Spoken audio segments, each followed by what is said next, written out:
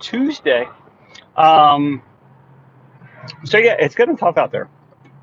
From what I've personally seen, just talking to another owner today, and it's more or less the same thing. A lot of times for us, or most years, what we would typically see is that all the quotes that we were doing, like in the beginning part of the year, up until like June, July, August, like that kind of thing. A lot of those people were waiting, until after summertime, and then at that point around this time of year, they would book their jobs. Well, it's not happening, right? It's really, really slow, at least for us. But it also does come down to like we need to do a better job selling and everything else.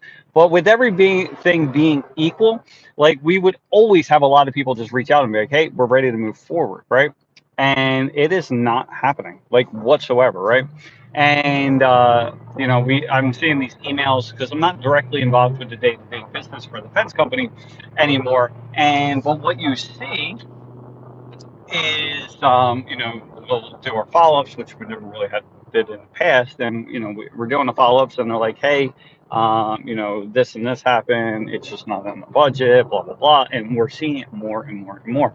And so I was talking to the this other guy, and like, because I think he's like an hour away. He's in Pennsylvania, and it was, basically seeing the same exact thing. So like, what do you do, right?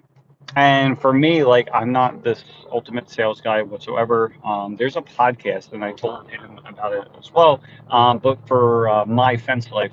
So with My Fence Life, they had David Gatto on there, and so David is like, you really need to hear his story. Like, it's awesome.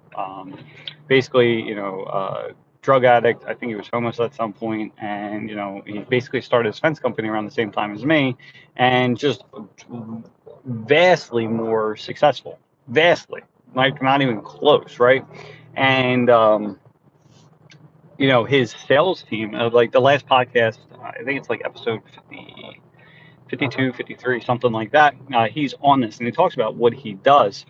And like it comes down to a few things. Like the one thing he does is, like they have, which is really cool. Like they have this whole like setup where like they have in-house like surveying teams and financing teams and like everything else. Like they're not financing the customers personally, but like they have, the outside companies that finance customers, but they have people in house that handle the process, right? Because for us, it's like, we would basically send them a link to the financing and like, here you go, like, go do it. Let us know how it works out. So that's something we need to actively get involved because like it's much easier to, do you think your customer wants to hear that it's an $8,000 project, or do they want to hear that it's 150 a month? They probably want to hear it's 150 a month, right? So that's number one. The other thing that it comes down to, or that he does, is a 24-hour discount. So this is something that I'm seriously considering doing, and it kind of makes sense. Like, and basically it says in the podcast, like they don't physically tell the customer the price. They basically have a tablet and they do it in front of the customer, and they, basically expand. It's like, okay, this is this, and this is included.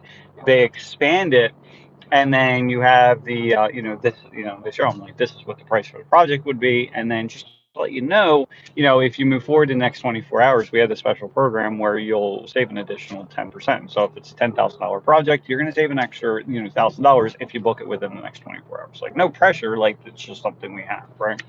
And it makes perfect sense, especially for a company like me, that most of the times we're the first person they're talking to, right? And so that stops them from going to these other companies to get pricing. So it's something to like look at. So that's what we're kind of like now, like what we're going to end up be doing, because like the goal is obviously to grow the wholesale, but as like we don't have all the customers that I need to financially afford to not have the fence company at this point, so we have to do something to increase money from somewhere, right?